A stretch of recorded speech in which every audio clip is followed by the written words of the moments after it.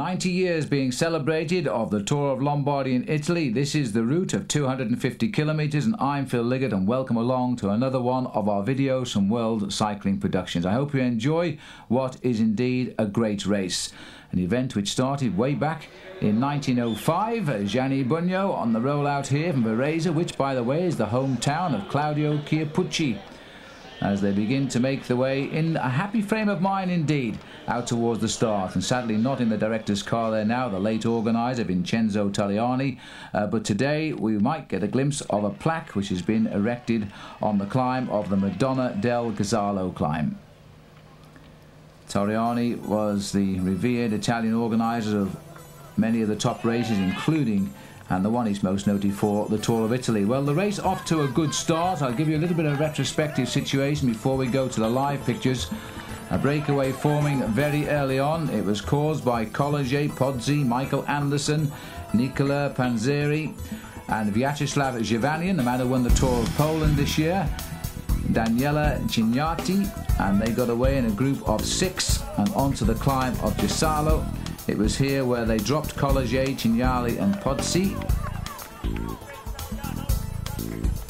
These riders enjoying fairly warm conditions for the 156-mile challenge, or 250 kilometres. One of the races that was never affected by the First World War, by the way. They didn't miss out on any of the events during the First World War, but they lost 2 events during the Second World War. And we're now enjoying the 90th Tour. And this is where they dropped Cignali and Pozzi, College also being detached, leaving just 3 riders out in front as they headed up towards the top of the Madonna del Gisalo climb. This has never been a climb that's affected the race really, because it comes after only 100 kilometres or 62.5 miles into the race, and there's still a long way to go as they head down towards the first lap of Bergamo, where they pass through and then go out on another circuit. Michael Anderson, the big strong man for Telecom, is reported to be leaving the team, leading the charge. Zhivanian is the rider in the Roslotto colours, winner of the Tour of Poland this year, held by none other than Maurizio Fondriest, his Italian team leader. And Pozzi, the rider who's gone, while Cignali is the rider hanging on at the back of these riders on what would be normally a pretty stiff climb, but the breakaway at the moment is still in the region of 6 minutes.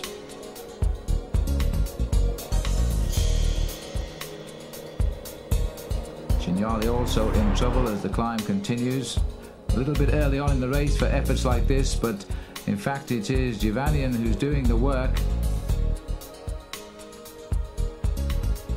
Cignali just about hanging on by the skin of his pants there. And big Michael Anderson, who is a very, very good time trialist, has had another very solid season as a pro. These are the riders in trouble further down the slopes. College was the man in the front.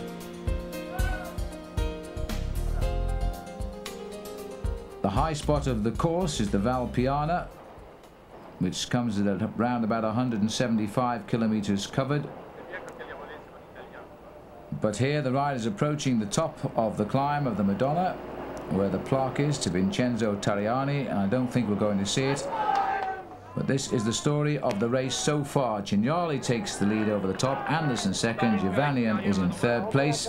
And as we now go to the live pictures, we've got a counter-attack coming from Fabian Jecker of the Festina team. Anderson is still out in front.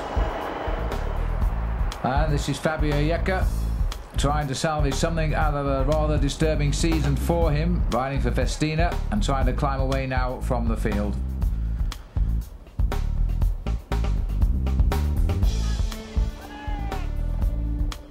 Three hours 42 minutes in the saddle now, and the beauty of this area of Italy as autumn comes. Anderson still out in front. Michael Anderson, who's often been a man to annoy the big names of professional racing.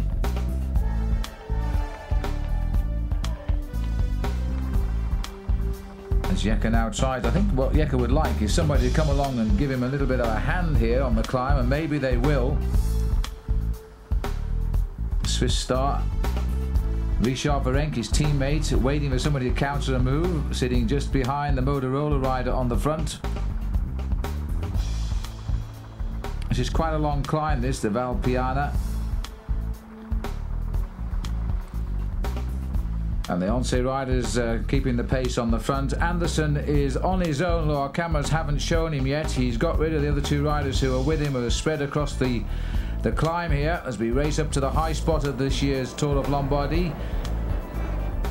As we approach 175 kilometers, there we have Michael Anderson. We used to go over this climb the other way until a couple of years ago, when the course has now been altered yet again throughout the colourful history of the Giro di Lombardia.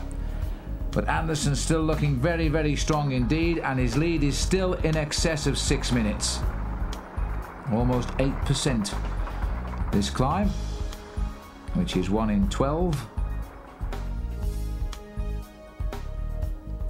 Michael Anderson, I saw win the Tour South Africa last year. In tremendous form he was there.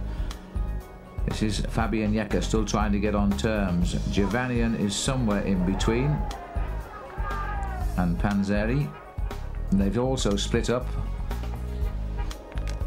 Pace here being set again. Looks like it's Alex Zula on the front. It is indeed. As Zula still riding strongly. The new world champion at the time trial. Crashed in the world championship. Took out the Vuelta a España. So he's having a good year. A little bit disappointed with his Tour de France. I'm sure about that. We caught a glimpse of Graham Watson on the motorcycle there, always in the right place at the right time. The British photographer whose pictures we see around the world, and he's got a nice shot in his lens there of the pacemaking and tempo riding being done here by Alex Zula. And Zula's certainly strung out what is left of this big field on the climb of the Val Piana.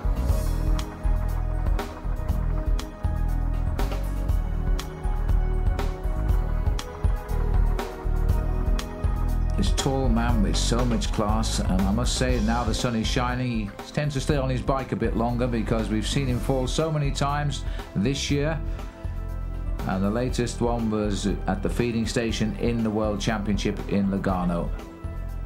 This is still Jekka, climbing very, very strongly indeed, and I think, although we haven't seen it, I think that they've wiped out the riders in between Jekka and Michael Anderson.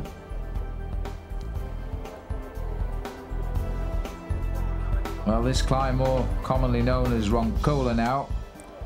There is Jekka down there. And there is how we bring you the pictures. And the Westcam film camera, you can see on the outside of the helicopter, getting a nice shot of Michael Anderson on the climb. Reportedly about to leave the Telecom team, which he joined only this season. Very aggressive rider, Michael Anderson, but has lacked the big results that never really come his way. He's waited a long time to finally land a professional contract as well. But he did say at the beginning of last season to me that if he didn't get a pro contract he would retire. But he got his pro contract last year and he moved to Telecom. Wasn't part of the successful squad who rode in the Tour de France. It's a one-on-one at the moment as Jekka is trying to close down a gap of more than 6 minutes. It would be perhaps favourable if Jekka found himself a little bit of help here on the climb. 27 years of age now, never had a win this season. But he showed the signs of his form coming, because he was 21st in the World Championship just before this event. But now it's his 6th season as a pro, and he'd like a big win. Zula. And just behind Zula you can see Jalabert in yellow. It looks like he's got Andrea Perron. There he is.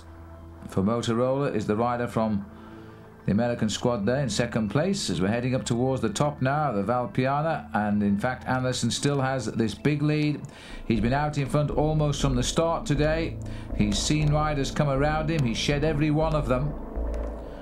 Welcome to Roncola, it says. And Michael Andersson of Sweden is the first man into the village at the top. Now up with the zip as he starts the plunge down below, a fairly long and steep descent which will take him down to roundabout. He's up here now at the height of the climb, which is almost 1,000 meters, and the descent will plunge him back down to 300 meters above sea level.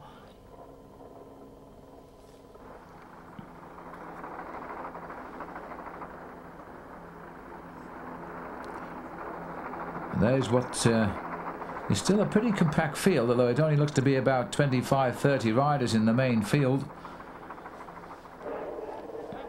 And still Zula, who seems to have no ambition of winning the Tour Lombardy, content to make the pace, possibly to get Jalabert in contact with the action and wipe out what has now turned out to be some rather sad memories of the World Championship. Jalabert felt rather that the tactics ridden by the French team was all wrong and that he had no say in it, and he finished a very, very frustrated 7th.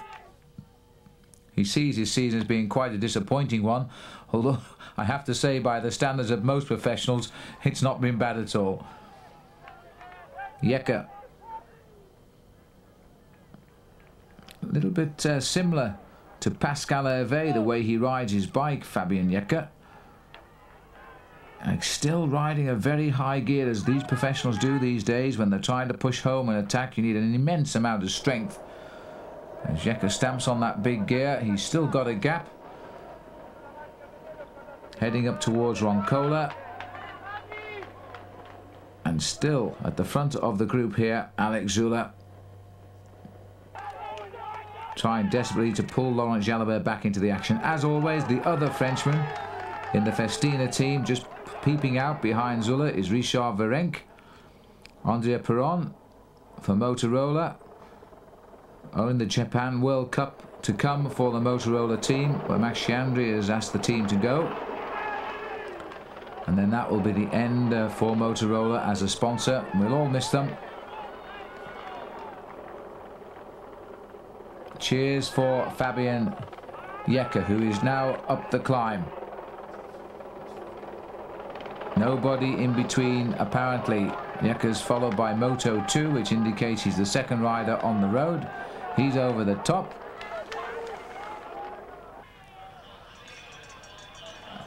And it looks to me like the familiar figure now of Andrea Tafi, who is starting the counter-attack. He really has come good this year. We saw a great ride by him in the Worlds. He didn't quite have the legs to push home a medal result, but he got 6th place. And now he's trying to drag these riders up the climb. He's got 2 men out in front. Similar situation to the World Championship, really, isn't it? Because he had 2 men out in front when he started his counter move there. In Johan Museo, Mauro Gianetti, well, they're not together in this event. Jekke trying to get on terms at the moment with Michael Andersson of Sweden.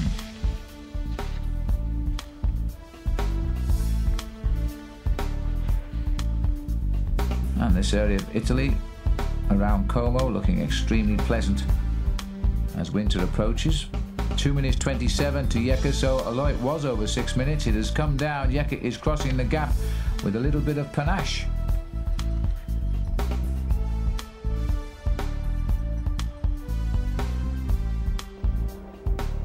This is Michael Andersson being chased by Fabien Jekke. 1991 Jekke turned pro, and that was after a fine 5th place in the World Amateur Championships, which attracted the contracts. And now we move on to the feed. 190 kilometers covered. We're in Bergamo. The riders now face the rest of this race on a big circuit of some 60 kilometers, and there has been a general regrouping at the front. They have picked up the man who has set the pattern of this race all day, Michael Andersson of the Telecom team, and around him have come 10 riders, including Fabien Jekke, who's got all of the help he wants, and Gianni Bugno here nearest the camera at the feed. And this is now looking a very, very settled move indeed. Bugno in the thick of it, takes a drink, having a look back. This is the group that's coming around them now. Richard Virenque setting the pace. Laurent Jalabert has also got himself up here. Stefano Catai of Roslotto.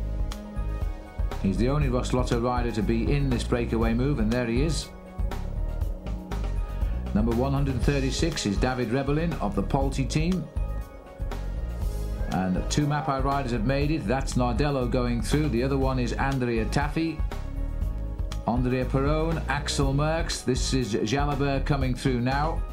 So this is a very, very talented breakaway. The hard work by Alex Zula for Jalabert on the climb of the Val Piana has paid off, because the move came after the top of the Val Piana, heading down to the valley and onto the second feed of the day. And now the riders who are still finding the enthusiasm and the form in October, coming towards the end of October really, they've now got themselves set up into a breakaway which looks to me to be the decisive move. There's Richard Virenque, 5th in the World Championships, and the man that started everything, sitting now at the back and probably finding life a little bit uncomfortable, Michael Anderson. He was unlucky in fact, because he did puncture just before they finally closed down on him, and he was riding extremely well, but I think expecting too much to go the distance. And Nardello, by the way, he was 2nd last year in this race, has now made what might well be the final selection. He's had a pretty good season, Daniele Nardello. 2nd, won a stage rather, the Vuelta, and last year rode so well and narrowly lost winning the first Tour of China. That was really bad luck. He lost it on time bonuses in effect in the end to Vyacheslav Yekimov. There's Tafi. A little bit of flat roads now as they race towards the last big climb of the day, the Col de Gallo. And there's a few of the names I give you, and there's the rest in the breakaway. Axel Merckx reaching for some food to finish off the journey, along with Andrea Perone. These riders eat little and often during this stage of the race, just to keep the energy levels high. This is the 3rd group on the road and trying to get on terms, but they're losing ground at the moment. And with so many teammates up there, the Seiko team are going to feel a little bit lonely here. That's Francesco Casagrande, himself now a pre-race favourite, having to do a lot of the work in the chase group. And the Seiko boys haven't put a man up there today, and they're going to be biting their lip now, I think, as David Rebellin starts keeps the pace high. Pink jersey in this year's Giro d'Italia. And it looks as though they've got themselves pretty well organised here on the flat stages, heading towards the last big climb. Laurent Jalabert threw an off for him. And there is the picture of Laurent Jalabert, the top Frenchman on the Spanish Once team. He speaks fluent Spanish, by the way. Now riding in his 7th season as a professional. And although he's won Paris-Nice, the Midi-Libre, the Classique des Alpes, 2 stages of the Vuelta, and was 7th in the World Championships, he does see his season as a poor one. Well, I suppose if you won 30 races in 1995, you might.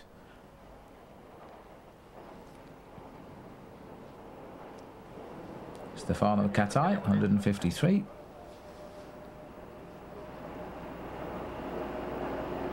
And this is going to be a rather splendid occasion for Eddie Merckx' son, Axel. There's the distance to go, just about 60 kilometres left to ride. And Axel Merckx, it seems, is going to ride for the Polti team next year with the demise of Motorola. Well, Polti weren't in sponsorship when Father Eddie was around, and he rode for the Molteni team. But either way, it's interesting to note that son Axel is following the same pattern as Dad Eddie, because most of the best years of Eddie's cycling career were performed in an Italian team jersey. There's the world champion, Johan Museo, deciding to pull on his World Championship jersey instead of the jersey of the World Cup leader, and apparently the jersey they offered him was too small. At least that was his excuse.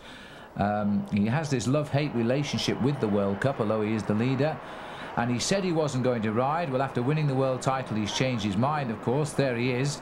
But his job today is a relatively simple one. He's not interested in winning the Tour of Lombardy, but he is interested in the whereabouts in the pack there of Andrea Ferragato and Michele Bartoli, the only two riders in the World Cup who could take his overall victory away from him. So wherever they go, I think you'll find Johan today, and if they're out of the points, then he'll be a very happy man.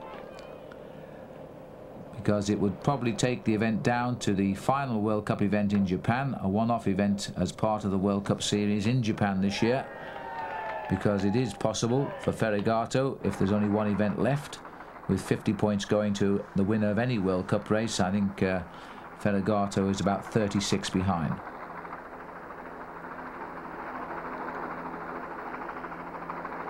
The Poulty team coming up to speak to David Rebellin,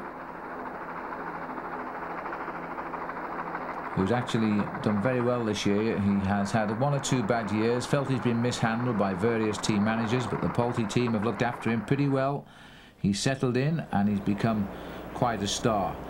And he's probably well aware that Axel Merckx in this breakaway is also his teammate next year.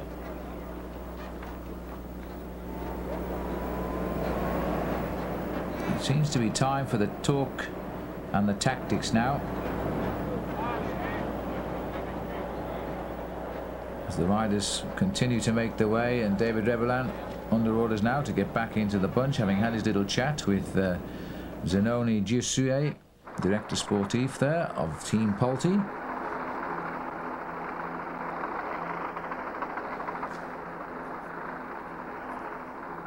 And still 11 riders down there, so the 10 that came up and joined Anderson must be sitting on the tail, because I can't see him right now. This is the chase group of Museo, and not surprisingly the man he's marking is never very far away either, number 31 Bartoli.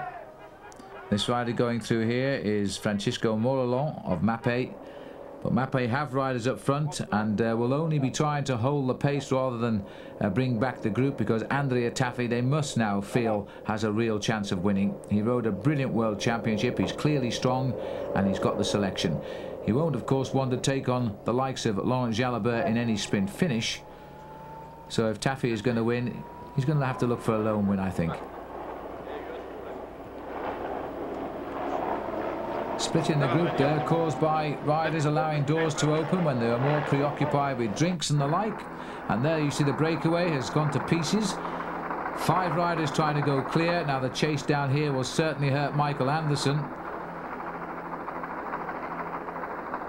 And in fact Anderson is not there because there are only 10 riders, so I don't know where he went, but he's gone. Or was there 11? I think there were in fact 11. There was actually 7 chasers and 4 or 5 in the front. Anyway, they're all back together again. Watch out for the pink jersey of the Telecom team of Michael Anderson to see if he is hanging on. He's a tough boy, is Michael Anderson. He certainly won't go off without a real fight. I once read a CV of Michael Anderson, so I can tell you a little story here, because it said the most admired cyclist, and Michael Anderson wrote me. And then he said married, yes, and hobbies, chasing girls. So I don't know how he worked all that out, but he's quite a humorist, is Michael. They're all back together.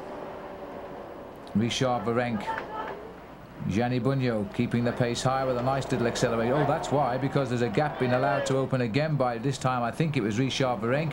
Jalabert is marking Gianni. Katai is the rider on Jalabert's wheel, and the line is getting itself back together. A little bit ragged at the minute, but it does seem as though they're getting themselves together. Here comes a little message for Stefano Katai.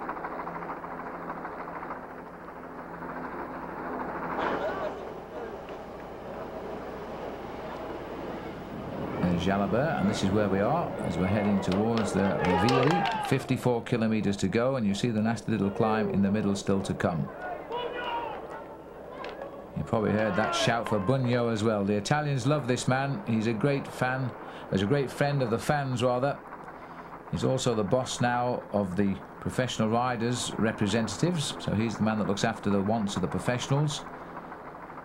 He still has, though, this love-hate relationship with the press, especially the Italian press, who are often scathing in their criticism of him and then say all lovely things about him when he pulls one out of the bag. Well, he doesn't really like that.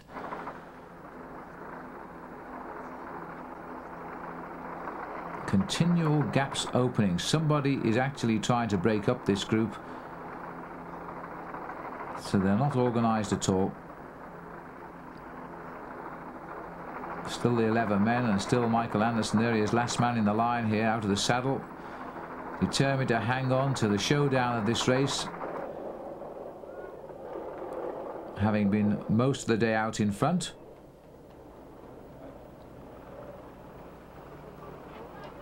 We're just on 200 kilometers covered. I think Anderson must have been out there for at least 140 of them at the moment.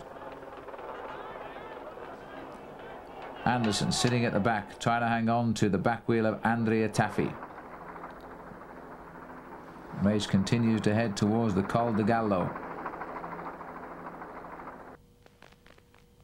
And there's trouble, and it looks as though Anderson's had a puncture again. Anderson's had a puncture. The mechanic was a bit slow because Anderson actually, all the brake had gone and seemingly the cars as the mechanic came up, and Anderson was not too reticent to show his disgust. But that is really unbelievably sad to lose the... this is equally unbelievable because a wheel change should take about 9 seconds. Anderson has been kept waiting there for what seems to me a fair time, maybe 20 seconds. He's got away now, but surely he won't have the legs to come back to this group. There is the only thing in his favour, of course, there is a long convoy of cars because of the number of teams represented here. But we're heading on to the climb now of the last serious climb of the day, the Col de Gallo. I don't know if we'll see. No, we won't. I thought we might see Anderson coming up through the cars, but no such luck. As we go back to the front, Fabian Jekke again stamping his authority on a climb. Richard Virenque, his team leader, on his shoulder. Jalabert riding second wheel.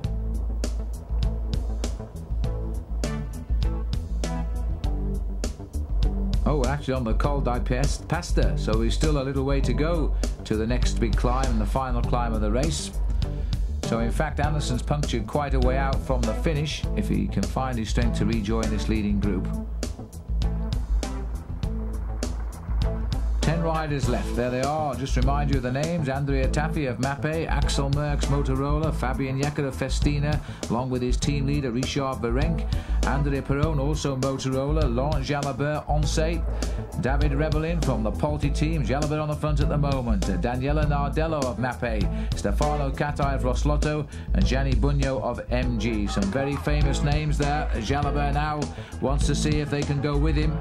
Now, we never think of Laurent Jalabert as being a great climber, but he can climb when he wants to, and that's witnessed by his great win in Midi-Libre. His Classique des Alpes victory this year as well, which is, as the name suggests, a classic race charging around the Alps. Tafi sitting at the back and taking the steeper but shorter way around the corner and tries to snick a place or two, which he's done. He's gone past Jekke, who's now come to the back of the field. Well, Anderson is not going to come back while the pressure stays on like this.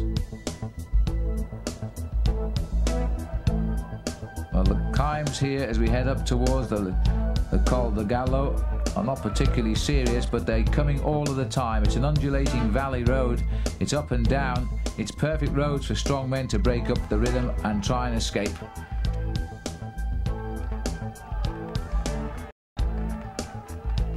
And the boys riding the heavy gears again to keep the rhythm high. Bugno leads, followed by Laurent Jalabert.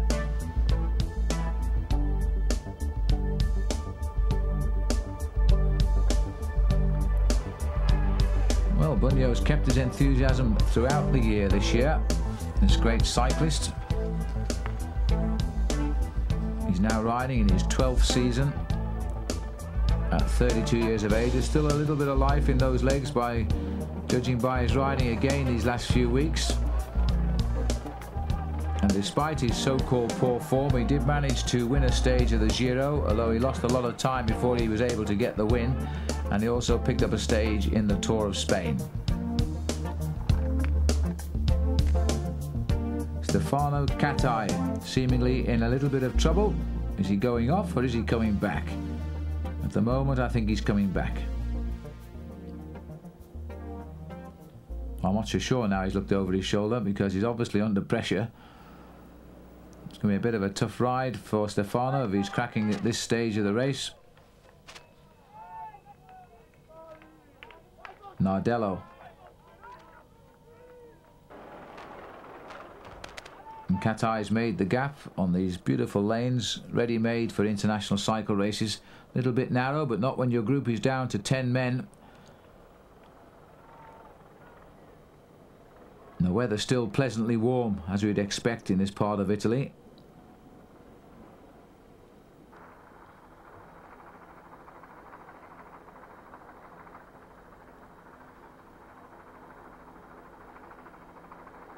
Well, we've had no information at all on the time gaps back to what is left of the main field, but from what we understand, the main field is slowing down dramatically and are losing ground.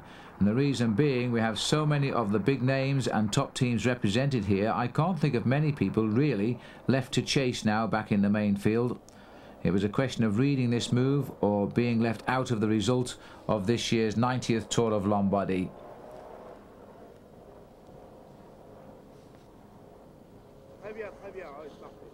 Still Fabian Jecker, who's got himself back to the front. Crashed in March this year, but now seems to be having, as so often happens, a nice end of term. Italians, by the way, the 95, or rather 90 Tour of Lombardies we've seen, the Italians have won 57 times, not surprisingly. And then you go back to the French and the Belgians, who've managed to win 10 each. And after that, well, Switzerland, Holland and Ireland have all won 3. And Ireland, of course, were all done by Sean Kelly. And Luxembourg, Great Britain and Russia have won 1 apiece. That's how the statistics go. And the Italians have got themselves well represented at the front again here to try and make it 58 wins. And of course the 90th Tour to them will be one of great importance.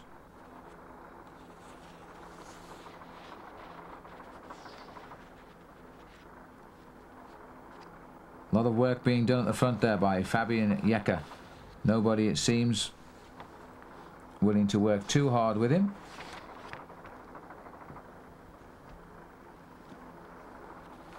Heading now towards the Col del Gallo, which is a climb itself, which will lift the race. So basically we're running along an undulating valley road which hovers around 270 metres.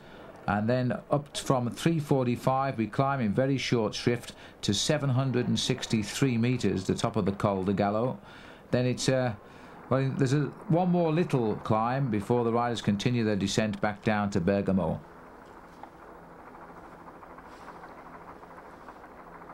The Tour of Lombardy always changing its route over the years. It has done on, I would think, 12 occasions since it first was started back in 1905.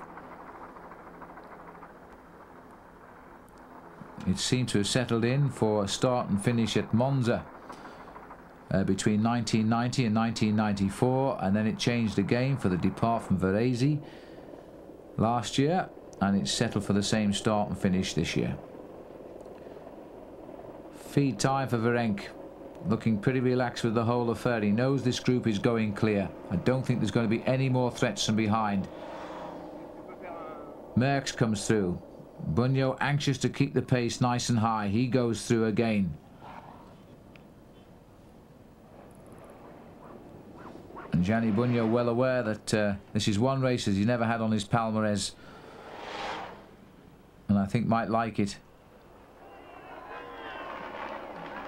In fact, the same could be said for any of the riders in this breakaway, because none of them have won the Tour of Lombardy. Daniel Nardello was second last year, and that's about as close. Gianni Bugno, rather, he got his shot when he finished second behind Charlie Motte of France in 1988, and that's the closest he's come. Sign of the times, perhaps, sign of change, because I think next year we're going to see a lot of these new names really develop, and a lot of the older names find it pretty hard. The Mappe boys checking out Nardello, and now it's Tafi's turn for a little bit of help on what's going on. I think the man in the suit is Fabrizio Fabri, who's keeping an eye on his Mappe boys today, having seen Museo get the World Championship for Belgium, but of course also for the Mappe team. He's now got 2 different riders in the breakaway. Little smile at the camera there by the man with the new goatee beard, Richard Virenque. They suit some people, but I don't think they suit Richard. And Bunyo also passing through the camera. Tafi taking a few tips, and I'm quite sure that Mapei are banking on Tafi now.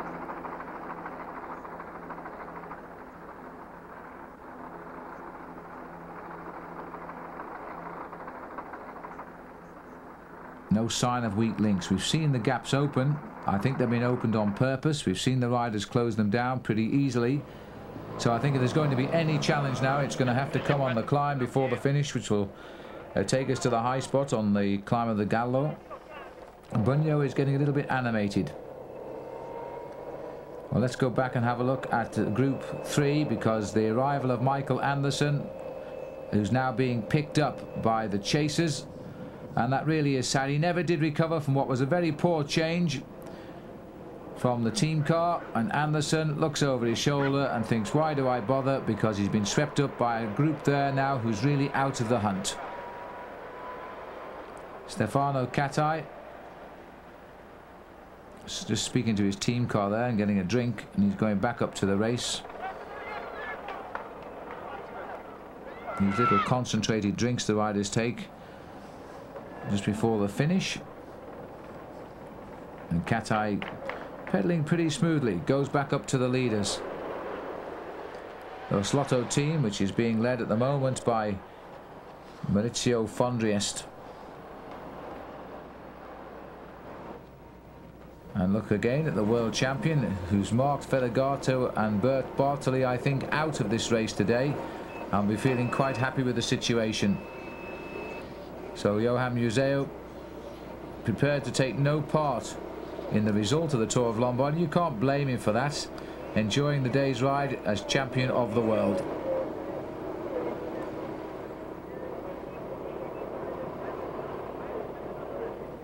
Number 17, Tony Rominger, reportedly thinking of moving teams, which is displeasing the Mapei boys.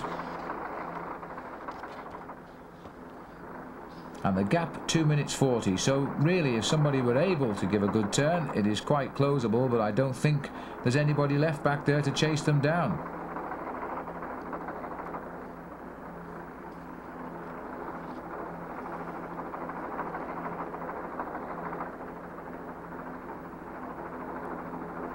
Sitting at the back of that group, still Stefano Catai. Catai, by the way, has never won a race as a professional, even though he's now in his 7th season, I think it is, as a pro. Turned pro quite young, because he's only 29 now.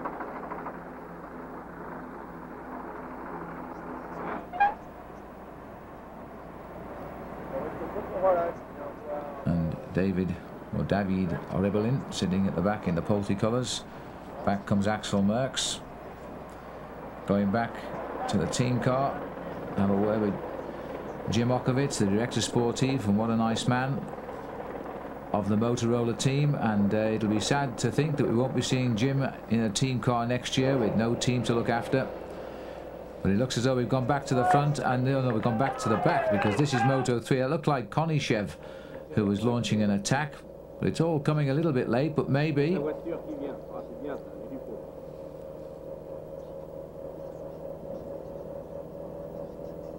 This group is going along very, very quickly indeed. Andrea Perron has now taken off his hat, still coming through. Followed by Jalabert, Bunyo, Merckx.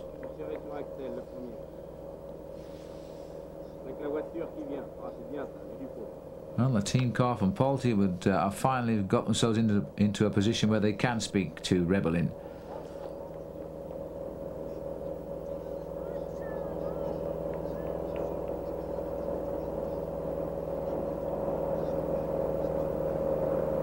There's Andrea Perron.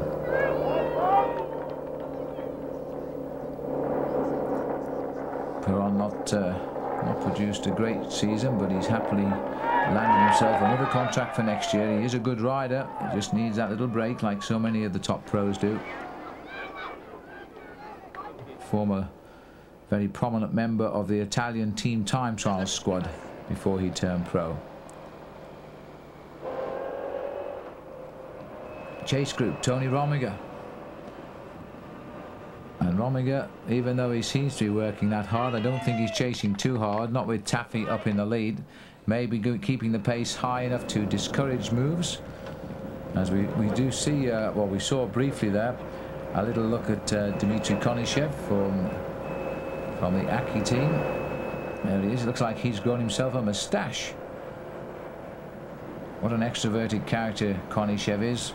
He's been known to turn up at races without shaving his legs, can you believe?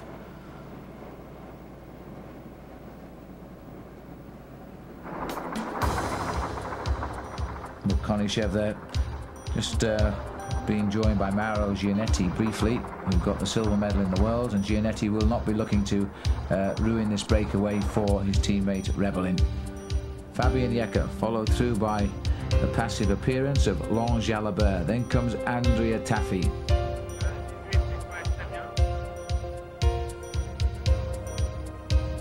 David Rebellin. This frail man who can climb well, but I'm afraid he couldn't time trial too good, and that cost him the Tour of Italy this year. Richard Ferenc. So near and yet so far from winning Paris Tours, caught in sight of the finish after a long breakaway to give the race back to the sprinters, for whom it was designed, of course, Paris Tours. There's Gianetti, still trying to get clear, or at least control things with Konishev. And they're saying that at 2:31, so they're holding, and then the chase group is at 39 seconds, so they're keeping these two in sight. Everybody trying to scramble their way up to the last climb of the day, the Col de la Gallo.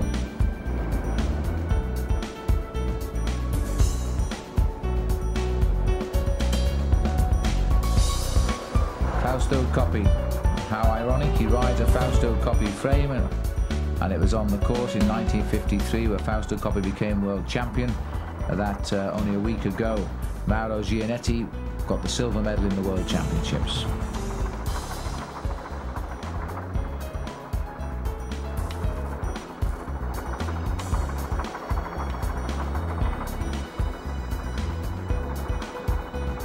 Same 10 riders. A blend of old talent and up-and-coming talents like Rebellin, Nardello. They're the new boys on the block. Axel Merckx. And the men who are heading up for the over 30 membership here is Andrea Tafi, who is exactly 30. And the other rider over 30, Gianni Bugno, who's 32. 2 minutes 10 seconds, they're saying to the breakaway. Richard Ferenc will have spotted it, no doubt. And just behind him, Nardello. And then Perron. Going through the outside, you may have heard the whistles from the riders as Fabien Yecker launches the attack. A very attentive Axel Merckx chases him down. Well, this might cause a little bit of a rift in relationships in this breakaway. Merckx tries desperately to get on. I think it's Rebellin who's behind Merckx. As they catch Fabien Yecker, a bit slower to react at the back of the bunch. But this attack at least is going to be contained. Nardello suddenly catapulted to the back when that attack happened because he was right up at the front. So Yecker, Merckx, Rebellin, Jalabert, who was also very attentive there, went straight across on the wheel of Rebellin.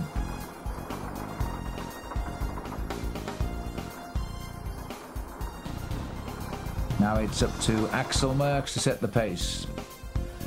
There's an ease of unrest in the breakaway. There's no liaison at all as far as working goes. They're just doing hard turns at the front and attacking. But of course then it slows right down again until somebody else does the same. Merckx has backed right off to allow a little gap to open to make somebody at the back of the group come through. Rebellin, Jalabert. And I missed the rider at the front. We'll get him later. Oh, it's Richard Ferenc here. Jalabert following him. And a major acceleration by our camera. And it locates Fabien Yecker, who's returned to the front of the race. He really is riding well. He hinted at this sort of form coming in the World Championship, but he had a top 30 finish in the end. But now he's going to try and see if he can land a big win.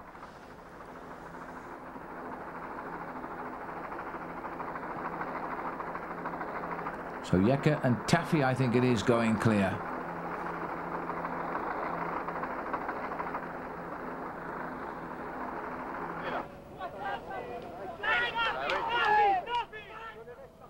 So Tafi, who's also from Tuscany, by the way, is just containing Fabian Yeka at the moment. And again, Merckx is looking for the action, just as he was, but he was handicapped in the World Championship. There's the latest time checks, 2:15 and 1 minute 10. So it's 3:25. Main field then, falling further away. And this is a little bit of well, a little bit of picture break-up to start with, but I hope it doesn't spoil the effects of the race too much. We haven't had too much of it here at all, as these three riders try to do something now to reshape the action at the front, and Tafi has got himself yet again into a decisive part of a major event, followed by Fabian Yeka, who certainly deserves some sort of reward for effort, who's been working very hard all day. And Axel Merckx riding a high just now. You can't slow this man down. 3 riders clear. A real pleasant time to be in Italy, with the sun high in the sky. Now there's going to be decision time here shortly. Merckx has a teammate in Andrea Tafi, so he's not going to counter. Yeka has a very illustrious teammate there in Richard Virenque, so he's not going to counter. And Daniel Nardello, the teammate of the leader of on the road there, Andrea Tafi, he's not going to counter. So that takes out 3 of these men, which is only 4 to do the work. Stefano Catai's never won a race in his life. He's sitting at the back and doesn't look too interested. Jalabert will wait for somebody else. He often does. And so I'm not too sure that we may not be witnessing the winning move here of Lombardia.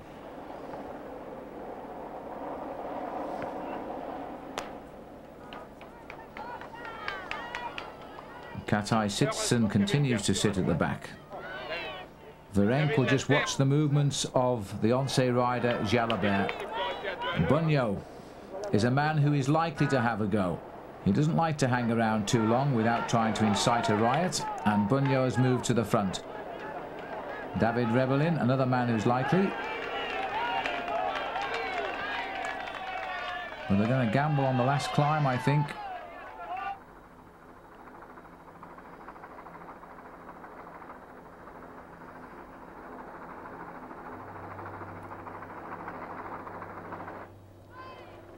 Andrea Tafi looks over his shoulder.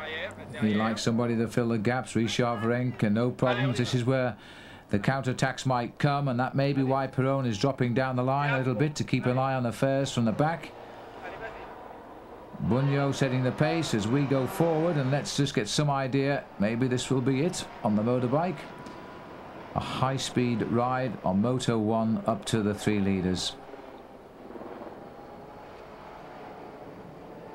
The closed roads of the Giro de Lombardia.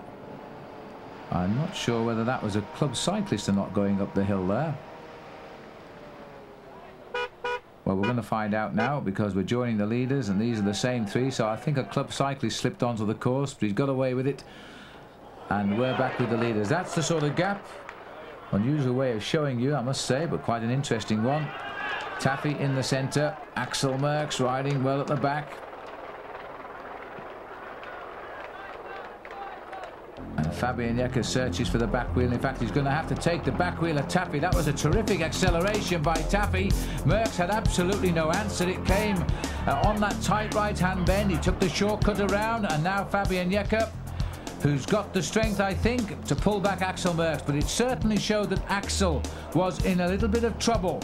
As he fell back there, the gap opened just like a piece of elastic being stretched, and that was a real power display by Andrea Tafi. Tafi continues to be the strong man at the end of season here. His big chase down in the World Championships in the end rewarded him with a 6th place finish. And Fabian Yeka has forced himself back onto the scene, and I will think that that acceleration by Tafi may well have opened the gap a little bit more. On the right of the picture, the chasers led by Laurent Jalabert. And there you have the 3 leaders on the left. And they're looking a little bit twitchy now. We've seen that strong acceleration by Tafi, but they've all come back in nicely. Merckx has got the lead at the moment. There's Tafi tagged on behind Fabian Jekke. 7th summer of cycle racing as a pro for Andrea Tafi, who is now 30 years of age, while the young up-and-coming Axel Merckx is still only 24 and entering his 3rd season as a pro. Scored his first win this year in September and also finished 4th in the World Championship. All the signs now are developing very quickly.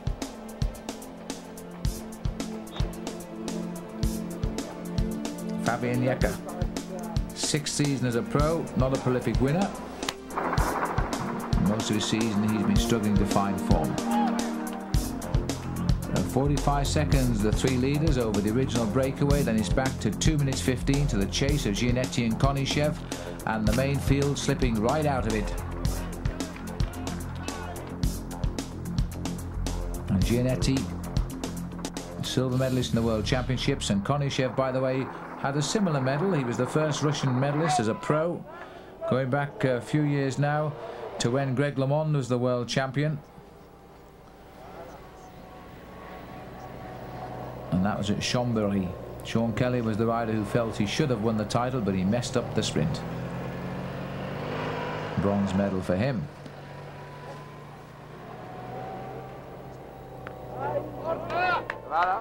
Well, this long climb now become a tempo power climb for Fabian Jekke. Merckx has recovered from that body blow delivered by Tafi. Has got himself up into 2nd place.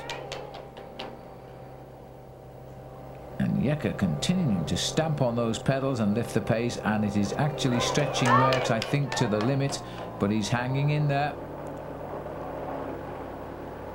Tafi as well. And Tafi swinging right out, and in fact Tafi going again.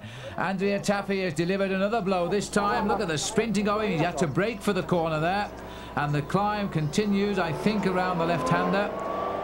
But now they're going to have to chase once again, and Merckx once more can't chase. It's left to Jekke, who brought him back last time, and I think is going to get him back this time as well. Tafi climbing. Fabian Jekke trying to chase him down, and Merckx trying to hang on to Fabian. Jekke looking half over his shoulder to see if there was any chance, but there isn't. Merckx is just holding. Jekke has come through and goes immediately by, and just checks to see if Tafi has any legs to lift it. He has, and I think that'll shut it down.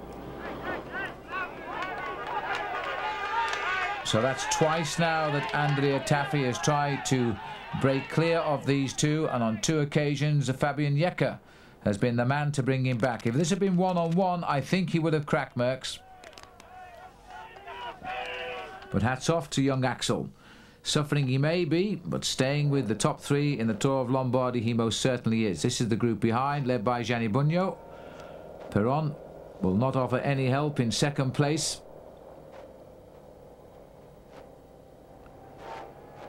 No sign of a reaction at all from Laurent Jalabert, but there is at the front again. We switch right back there. We caught, I think it's Graham Watson on the hop this time, as Axel Merckx got a close-up of the camera and has tried to go clear. Now, surprisingly, Tafi hasn't reacted.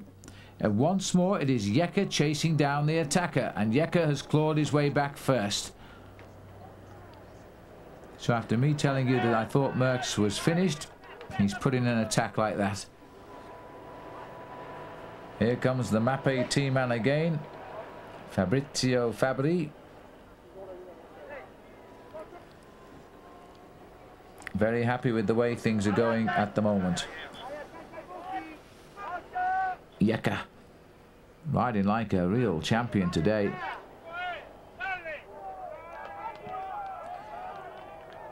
Meanwhile, back in the chase group, which is still losing ground, it seems to me Gianni Bugno who has been designated the workhorse of this group.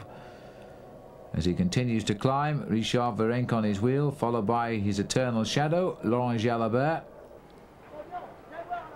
And that group slipping away to 1 minute and 10 seconds, so it's looking very, very good for these riders now at the front. Andrea Tafi is in 3rd place.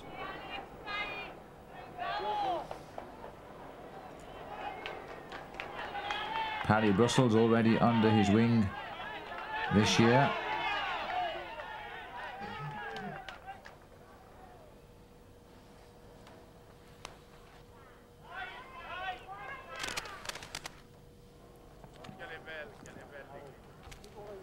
And now Merckx has been the man who's been told to do all of the pacemaking, it seems, while the others recover from their efforts to get rid of him. In and out of the saddle.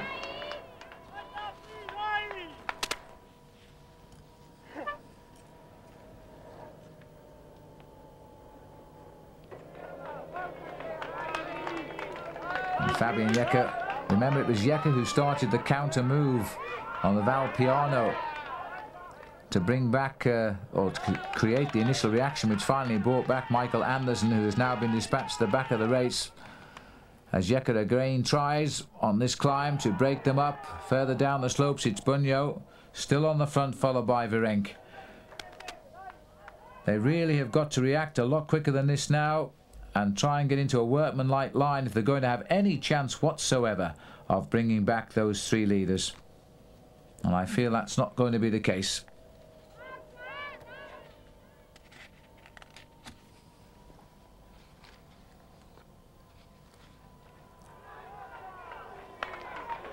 Laurent Jalabert very rarely looks unhappy when he's riding his bike at whatever speed. It's difficult to read just how he really is feeling.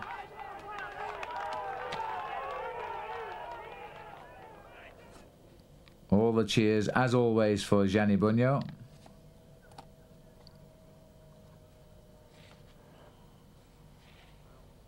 Still no change in the order on this last real serious climb, but you see the little blimp halfway down is also quite tough and a perfect springboard. We go over towards the top of the climb now of the Col de Gallo. Oh. And in fact Jekker there slipping his gear and bouncing on Merckx, and Merckx took a look at him, but it's an innocent mistake. Jekker labouring a bit now, and I think Tafi may have spotted that, because he's gone again with this time with one terrific acceleration. This is a serious attack. He's been waiting for this one. The other two were dummies, but I don't think this one is. They're going to have to bring him back, and bring him back quickly. A terrific acceleration by Andrea Tafi has gone clear here, the winner of Paris-Brussels. Third in Paris-Roubaix. He wants a really big classic victory under his belt. This might be it. Andrea Tafi goes clear. He's not looked over his shoulder yet to see what the damage is, so he knows how well he's going. Now he does. Now he's seen the gap.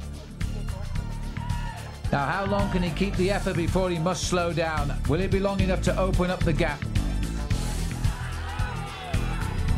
As we look down, there is the gap, and they have been blown away into his slipstream here. Fabian Jekker seemed to just falter that moment, and it was spotted by Andrea Tafi.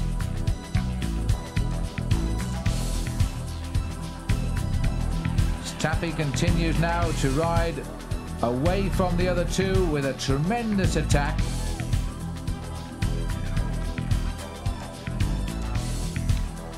Now, that's a familiar sight when the cameras we've seen alongside Andrea Tafi so much this year, going close in on his face. Usually the man trying to win a race. Now, here we are again with him trying to win a race, but can he stay away?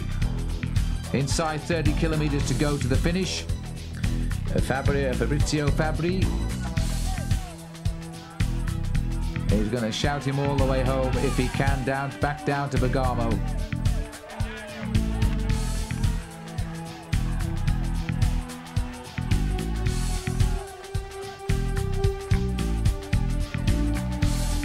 Up alongside him yet again as we come up to that 763-metre summit.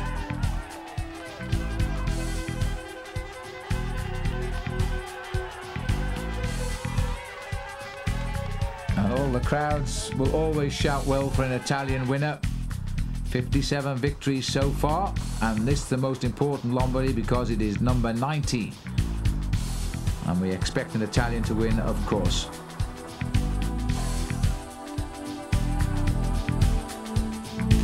Tafi keeping the rhythm now. He's recovered well, I think.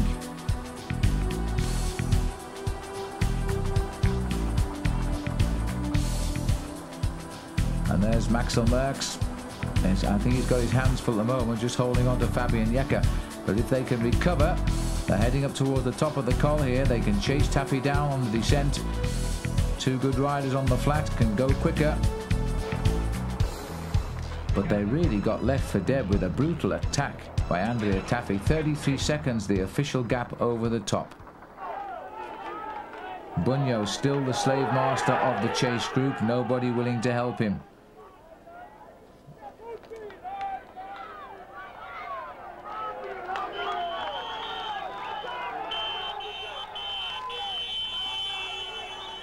Little space trying to be cleared, judging by the car klaxons there as Bunyo comes through. I'm surprised at Virenque, well, not surprised at Virenque, of course, because he's got his teammate at the front, but I'm certainly surprised at Jalabert making no attempt here to offer assistance. We wouldn't expect, in fact, the Motorola rider Perron, who's riding a great teammate ride, sitting there on second wheel. There's Virenque on third wheel, Jalabert, then Rebellin, and then Nardello, second last year in the Tour of Lombardy, and in a big move again this time out. But I think we may well have seen the top three riders up the road already. Unless, of course, the two chasers do show signs of cracking. Just about 25 kilometres to run into the finish now. Bergamo, Andrea Tafi, enjoying without doubt his best ever season, has taken the bull by the horns and gone clear. Took 3 attacks to do it, but really the other two were dummies compared to the power he applied on that third move.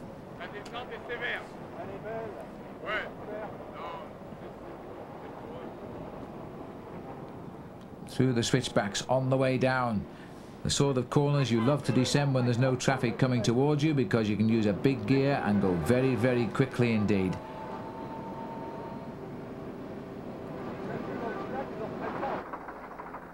And Tafi speeding away, it appears. They're just now waiting for the first time check. But Jekke seems to be the pacemaker in the chase group. Axel not, at least when the cameras look at him, doing any of the work. Nardello sitting snugly in the dining car at the back of this breakaway, and not interested at all now in the Tour of Lombardy, except I'm sure he will be interested when it comes to a sprint for the minor placings.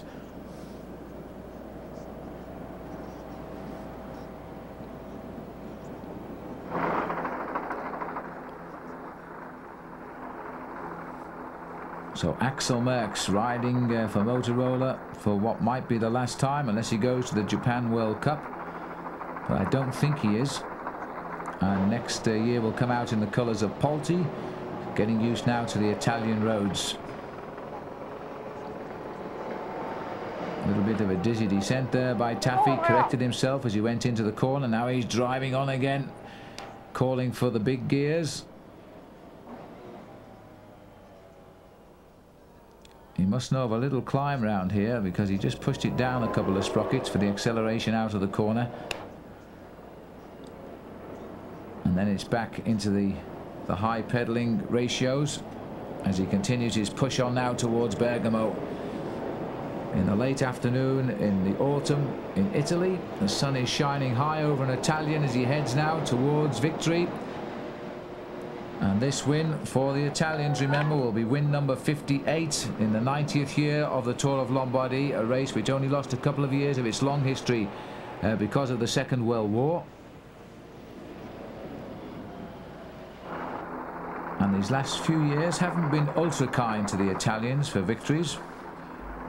Although Gianni Fadazin won last year, before that we had Vyacheslav Bobrik of Russia, then 2 Czech wins for Pascal Richard and Tony Rominger. Then we had Sean Kelly of Ireland win and Gilles de Leon of France, Rominger, Motte. You have to go back to 1987 until last year for victory by an Italian, and that was Moreno Argentin, who's now retired. Fadazin that won last year, and it looks as though Andrea Tafi will get his name on a big-time classic in a few minutes. He's still got a fair way to go, but judging by the way they're chasing behind, unless he makes a slip, he should be good. His lead is now up to around a minute.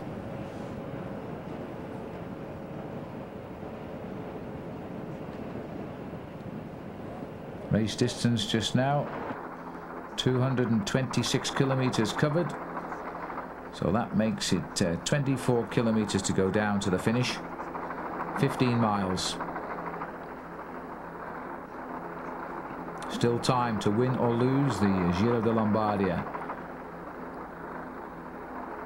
Merckx doing his turn at the front now. He seems to have recovered from the beating on the hills.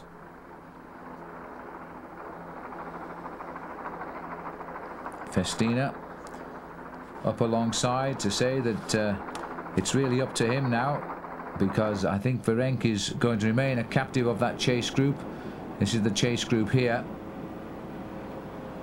And so Bruno Roussel will have to have told Fabian to just work steady with Axel Merckx and see what they can do. They might recover.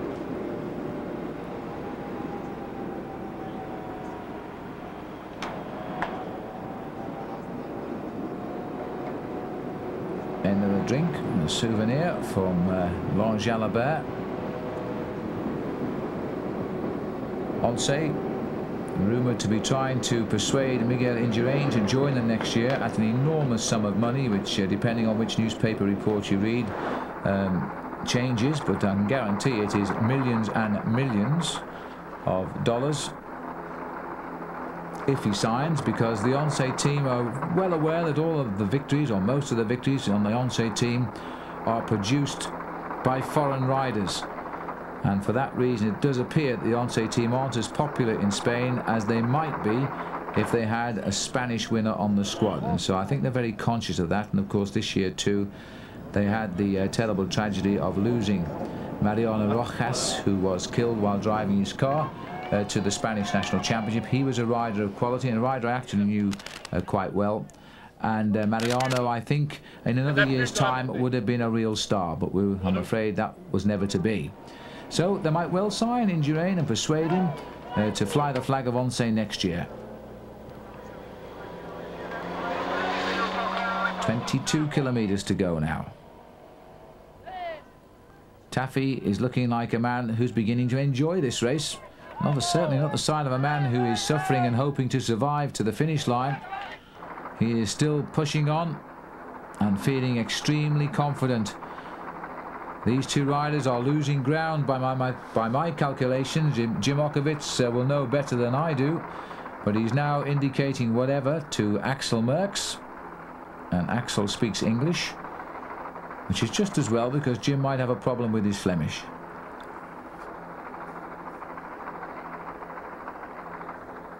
And certainly Fabian Jekke is salvaging an unhappy season with a great ride today. He's certainly not here by luck. He's here because he created the move that led to this breakaway and what has become now the chase. Out in the country, no crowds to shout for Andrea Tafi. The Tuscan is going to just simply have to get on with it now and talk to himself and persuade himself he has the ability, he has the condition. Now, why can't he have the win? 68 seconds the gap to the two chasers, so we're going out a long way now to the Bunyo group, who are falling out of this competition. There's Richard Virenque, hardly looking like a man now, who is going to take part in this race, and Bruno there will have told Richard Virenque exactly what the situation is with Jekke. And in case he didn't hear it the first time, he's come back to tell him again. So Virenque will just sit around the back of this group and try to mop up what's left of the race, unless of course they happen to mop up Fabian Jekke and Axel Merckx in the run into the finish.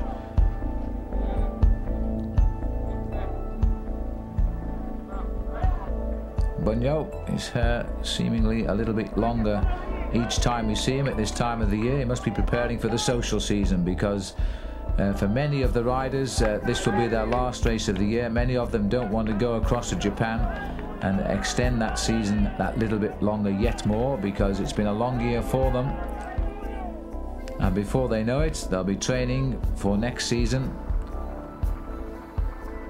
The breaks are very short and not always sweet for pro bike riders anymore. There's a lot of demand on their ability. Well, 45 seconds they're saying to Jekke for Bunyo's group, so they might well pick up Jekke and Axel Merckx. Merckx has heard the news and is now trying to lift a little bit of life into these two here. Yes, the message quite clearly has reached them, because Jeka was looking over his shoulder there to see if he could see them coming up. So they are closing in on the two chasers, but I wonder if they're having any effect on this man, Andrea Tafi. Clear as a whistle at the moment and looking good. Came to the fore, I suppose, with a stage win in the Tour of Luxembourg, although lots of riders win the odd stage in Luxembourg and we never hear of them again. But that was back in 1989 for Tafi. But his results were just one of a good domestique, getting the occasional victory until last year, when he was fourth in the Henninger term race in Germany. He got third in the National Criterium Championships in Italy. He finished 39th in the Tour de France and 35th in the Giro. Two very strong performances there. But this year has come so good for him. After his third place in Paris-Roubaix, he then has won Paris-Brussels and had a sixth in the World Championships.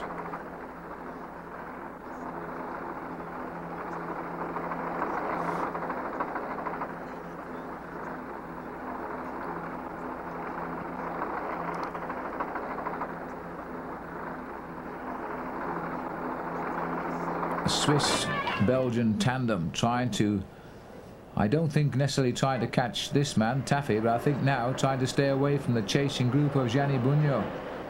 Because Bugno, Rebellin, Virenque, Jalabert, Ginetti, Perron, they're all in that group. Daniela Nardello. Here comes Fabrizio again for an update. But I think Tafi knows where he is in this race right now. This is all a matter of encouragement now to keep him on a high.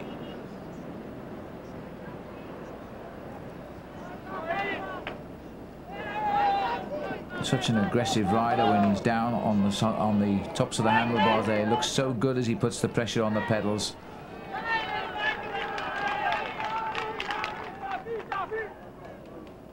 Doing the time trial of his life here.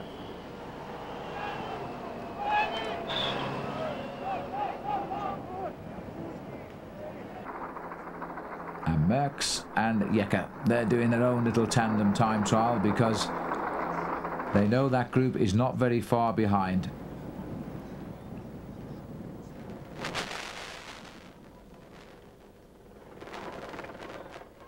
They really are living on a life edge here, I think, because that group of Bugno is closing in and it could well connect in the last couple of kilometres of this race today. But I don't think they've got a chance of picking up Tafi. He's extending his lead over everybody.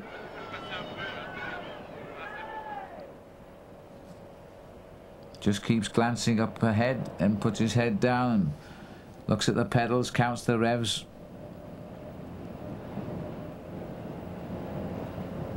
It's a lonely life for him now as he rides towards the finish of the Giro de Lombardia, but he will feel continually inspired by the fact he is closing in on the biggest victory of his career. Fabian Jeka started his reaction today at about 170 kilometers into the race, and then he's facing up to 80 kilometers in racing at this position now, but he knows that chase is closing him in. And so too does Axel Merckx, so they've got to keep the pressure on. No matter how they feel, they've got to suffer and try and stay away from that chase group. There's the gap, it's going out to almost 2 minutes now. That's the sort of ride that Tafi has produced over these two. He's jumped away and he's got almost 2 minutes on them now. So to the chase group behind these two, he's over 2 minutes. Still motoring, still looking good. You can hear the crowd shouting him by name. Of course, they have the privilege of rushing indoors and watching it on television, then rushing to the end of the garden and see him go by.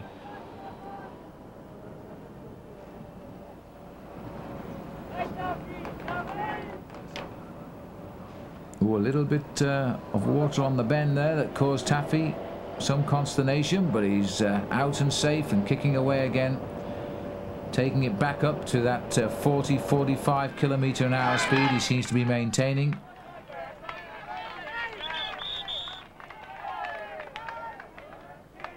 And Merckx, now we're on the flat, seems to be the man to carry Fabian Jekker. It was the reverse role on the climbs, but now Merckx is settling down to holding these two away from the chase group, which cannot be far away, although it must be more than half a minute because we've got all the vehicles in behind these two. So it's reasonably safe. Here's the group. Still led by Gianni Bugno, who's been able to do nothing except hard work at the front. He's obviously decided to just stay at the front of this race because nobody's been willing to pick up the chase. Just tapping through the pedals with almost a smile on his face, Daniele Nardello, second last year in the Tour of Lombardy, knowing now that his teammate is alone in the lead. Another share in the prize money heading towards Daniele today. And there's still a chance, of course, if he was a good sprinter, and he's not a bad sprinter, to clean up what will be at the moment for fourth place from this group. And somebody has taken a flyer off the front. I'm wondering if it's Mauro Gianetti. In fact, I think this is Rebellin on the Polti squad here, so it could be Gianetti who's gone.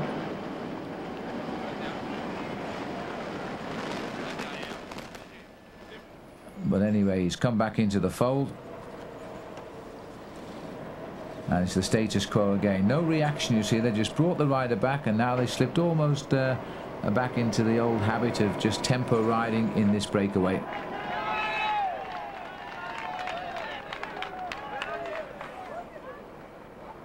Nardello sitting at the back, followed by Laurent Jalabert. Again, a season hampered by sickness and a little bit of injury. Finally lost his way in the Tour de France on the road to Gap, and he abandoned. 2:12 now, so he's continuing to build and build at an alarming rate.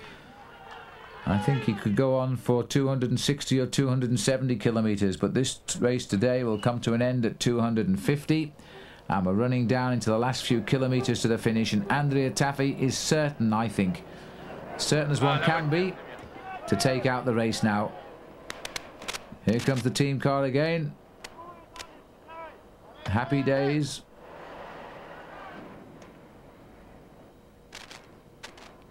And there's been another attack at the front, and I think again by the Polti duo. It's either Rebellin or Gianetti, and in fact it is Gianetti who's gone.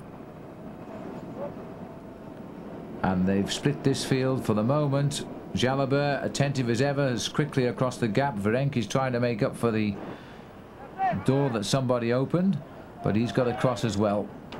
All this happening some 2.5 minutes behind the leader on the road, and there's how to do a real bunny hop over these traffic calming humps that are appearing all over Europe these days, and not the best of things for professional bike riding. Jekker has been told, I think, that the group behind is beginning to bring them back, and for that reason he's gone. He said nothing to Axel Merckx. I mean, a word in Axel's ear as well might help to say they're coming back, because they are coming back. You've got Merckx sitting here at the back. You've got a chase group. Here's the reaction that started now behind. This is the sort of move that Laurent Jalabert has waited seemingly interminably long to happen, because he wants to wait for somebody else all of the time to make the attack, and then he quickly joins in, and before you know it, he's won the race. But slowly this breakaway is regrouping here. There they all come back again, and so it's going to all come to an end. I think Gianetti has been the man causing all of the consternation in that group. It's a typical move by him. Now, Daniele Nardello has gone. In the midst of the confusion, what happened there was he saw everybody counting the move, and he's broken clear.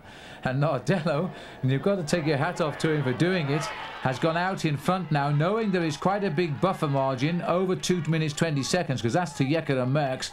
So Nardello is now trying to get fourth place on the road himself. Well, he's sat at the back, and he's done all of his part as the teammate of Andrea Tafi. Now, can he stay away as the kilometres tick off? Tafi knows now, with a lead of 2:20 over two tiring chasers who are really looking like they might be swept up at least by Daniele Nardello, then all he's got to dream about now is victory in the Giro de Lombardia. Only the third Italian in the past 10 years to win it.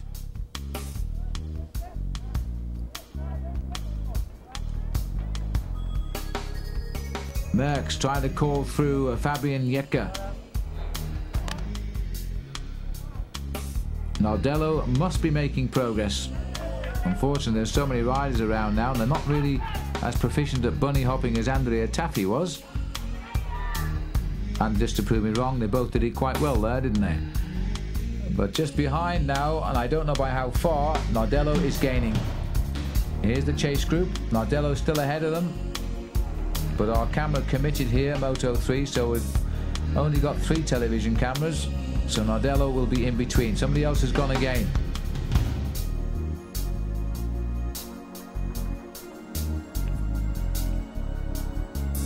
And this looks like it might be a Rebellin who's gone this time. The Polti boys sharing the counter-attacks.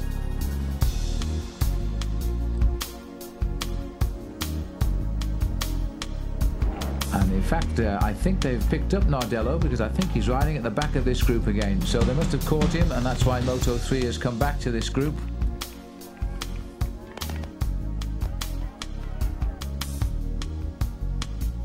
But it's quite a pursuit that's going on out here now, as this group are sensing that they are catching Merckx and Jecker. And then they'd have the race on their hands for second place, and Nardello knows all about that. And 6 kilometres to the finish, I think the small sign said, on the left of the road. I hope the riders saw it. It wasn't hardly a big one. And it's 4 kilometres they're saying for the lead out, so that would be about right. 2 kilometres now spread across between the front and the second and third on the road. 4 small kilometres now. 246 have been covered, and Andrea Tafi heading for the greatest win of his life in what is turning out to be his best ever season. Certainly be no stopping him now. After knocking at the door these last 2 years, he's now going to be able to say he won the Giro de Lombardia, and in his 90th year at that. He's going as well now as he was when he broke clear. He's not showing any signs of fatigue whatsoever as he races down towards the finish here in Bergamo. He's in the streets of Bergamo now, as he heads down towards the Via Foro Buario and the VOG David Piazza Marconi. And the finish will come on the Via Papa Giovanni, the 13th.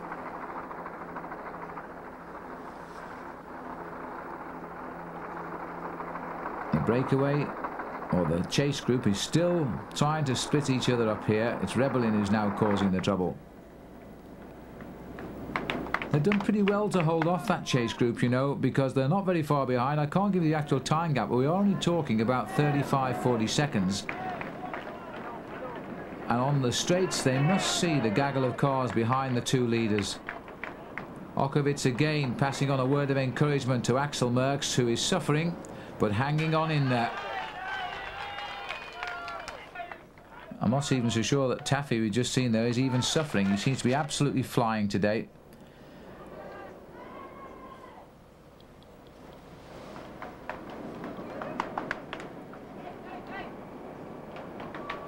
Well, Merckx and Fabian Jecker are also closing in on the finishing line now. And again, a counterattack has gone off the front.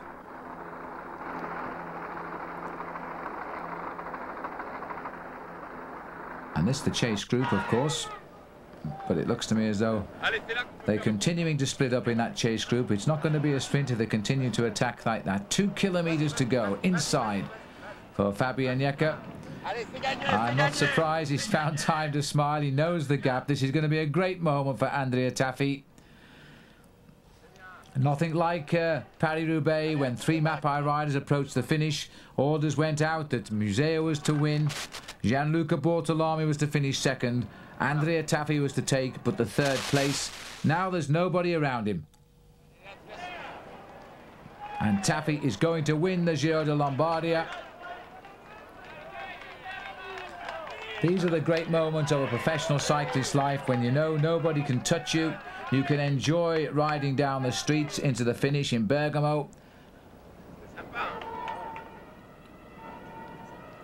Even if he were to puncture now, there's time in hand to change a wheel. Although I don't suspect he would like the thought of that happening.